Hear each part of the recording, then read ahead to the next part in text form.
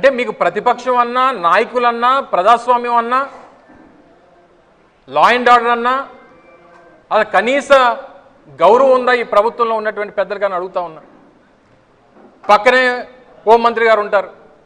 సరే, ప్రస్తుతానికి వారు విహారయాత్రలో ఉన్నారు కాబట్టి రాష్ట్రంలో లా అండ్ ఆర్డర్ ఏమైపోయినా పర్వాలేదు, ఎవరి మీద ఎవరు దాడి చేసినా పర్వాలేదు అనేటువంటి పరిస్థితిలో వారు ఉన్నారు.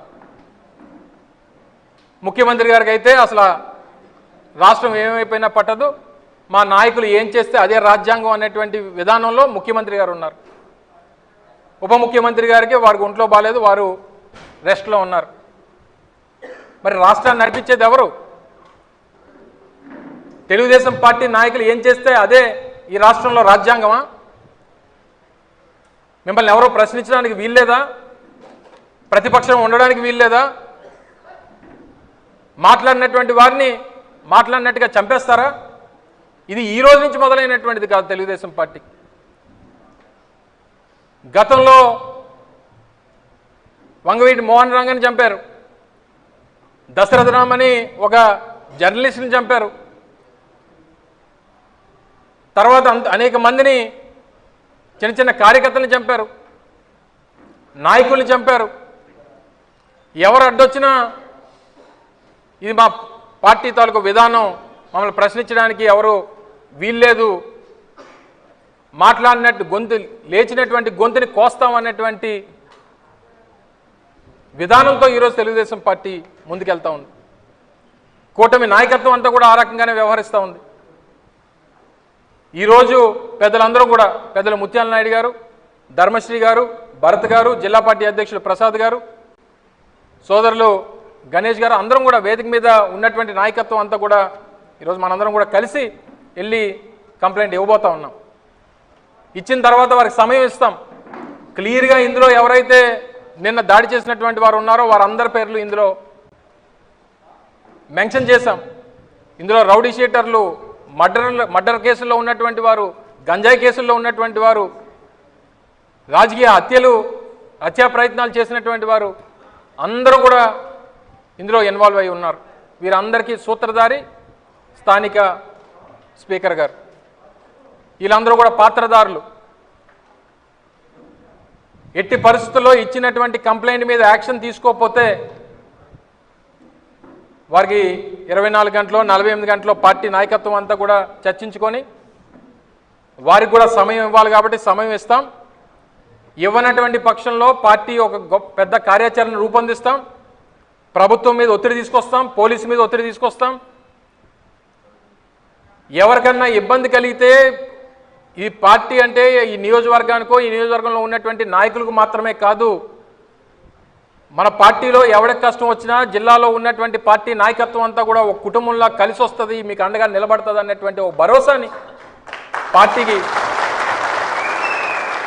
ఇస్తుంది అన్నటువంటి విషయాన్ని కూడా తెలియజేస్తూ ఉన్నాం. గణేష్ గారు రేపు ఈరోజు గణేష్ గారికి జరగవచ్చు, రేపు నాకు జరగవచ్చు, ఎల్లుండు ముత్యాల నాయుడు గారికి జరగవచ్చు. మనం ఇలా ఊరుకుంటే రేపు ఇంటికి వచ్చి మన మీద దాడి చేసేటువంటి పరిస్థితులు వస్తాయి.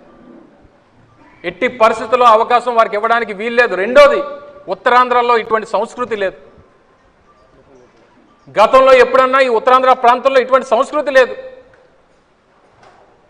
మన దగ్గర ఎప్పుడు కూడా రాజకీయంగా ఆరోపణలు ప్రత్యారోపణలు చేసుకోవడం అనేటువంటిది సహజం. అది రాజకీయాల్లో సహజంగా ఉండాల్సినటువంటి విధానం. కానీ ఇలా మనుషుల్ని చంపేటువంటి పరిస్థితులు తీసుకొని వచ్చారంటే అసలు ఈ నాయకత్వాన్ని ఏమనాలో, ప్రభుత్వాన్ని ఏమనాలో, లా అండ్ ఆర్డర్ కనీసం కంట్రోల్లో లేనటువంటి ఈ ప్రభుత్వం ఈరోజు రాష్ట్రంలో ఉన్నందుకు బాధపడాలో తెలియనటువంటి పరిస్థితులు ఈరోజు రాష్ట్రంలో ఉన్నాయి. ఎప్పుడూ లేనటువంటి సంస్కృతి, ఉత్తరాంధ్ర ప్రాంతంలో లేనటువంటి సంస్కృతి, ఈ రకంగా దాడులు జరిగేటువంటి దాన్ని ఉపేక్షించేటువంటి పరిస్థితులే ఉండవు అనేటువంటి విషయాన్ని కూడా ఇది పార్టీ నాయకుడు జగన్మోహన్ రెడ్డి గారి మాటగా, పార్టీ అధినాయకత్వం పెద్దలు జగన్మోహన్ రెడ్డి గారి మాటగా ఈ ప్రాంతంలో మన పార్టీ నాయకులుగా ఉన్నటువంటి బొత్స సత్యనారాయణ గారు కానీ, మన రీజనల్ కోఆర్డినేటర్ కన్నబాబు గారు కానీ ఎప్పటికప్పుడు జరుగుతున్నటువంటి పరిస్థితుల్ని సమీక్షిస్తూ అవసరమైతే అందరూ కూడా గణేష్ గారికి అండగా నిలబడాలి, గణేష్ కుటుంబానికి భరోసాను ఇవ్వాలనేటువంటి అభిప్రాయంతో రాత్రి నుంచి పెద్ద ఎత్తున రాష్ట్ర వ్యాప్తంగా పార్టీ అంతా కూడా వారి వెంట ఉంది అనేటువంటి మెసేజ్ని ఇస్తూ ఉంది. ప్రభుత్వం ఇప్పటికన్నా దిగి రావాలి, ఇచ్చినటువంటి కంప్లైంట్ మీద తక్షణమే యాక్షన్ తీసుకోవాలి, తీసుకొని నిన్న దాడి చేసినటువంటి వారి మీద వారిని అరెస్ట్ చేయాలి. ఏదో చిన్న చిన్న కేసులు పెడితే ఊరుకునేటువంటి ప్రసక్తే లేదు. అటెంప్ట్ టు మర్డర్ కేసు 307 పెట్టాల్సిందే. అందులో ఇన్వాల్వ్ అయినటువంటి వ్యక్తులు కూడా గత చరిత్ర ఉన్నటువంటి వారు, గతంలో ఇటువంటి ఇల్లీగల్ యాక్టివిటీసు, ఇటువంటి మర్డర్ యాక్టివిటీసు ఇందులో ఇన్వాల్వ్ అయినటువంటి వ్యక్తులు ఇందులో అందరూ ఉన్నారు. కాబట్టి తక్షణమే వాళ్ళ మీద యాక్షన్ తీసుకోవాలనేటువంటిది వైఎస్ఆర్ కాంగ్రెస్ పార్టీ డిమాండ్ చేస్తూ ఉంది. కంప్లైంట్ ఇచ్చిన తర్వాత రేపు ఎల్లుండి చూసి దాని మీద కార్యాచరణ రూపొందించి యాక్షన్ తీసుకోకపోతే మాత్రం ఈ సందర్భంగా మరొకసారి తెలియజేస్తూ ఉన్నాం, జిల్లా అంతా కూడా ఏకమవుతుంది. జిల్లా నాయకత్వం, జిల్లాలో ఉన్నటువంటి పార్టీ కార్యకర్తలు, జిల్లాలో వైఎస్ఆర్ కాంగ్రెస్ పార్టీ నాయకత్వం అంతా కూడా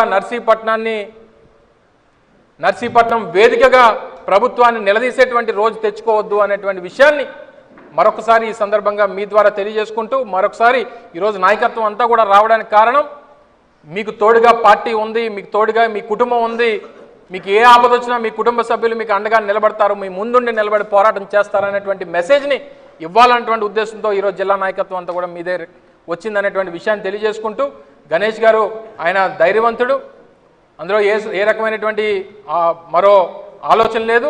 కానీ వారి కుటుంబ సభ్యులకి, వదినికి కానీ పిల్లలకు కానీ వారి తల్లికి కానీ వారందరికీ భరోసా ఇవ్వాలనేటువంటి ఉద్దేశంతోనే ఈరోజు అందరూ కూడా రావడం జరిగిందనేటువంటి విషయాన్ని మరొకసారి ఈ సందర్భంగా తెలియజేస్తూ ఉన్నాం.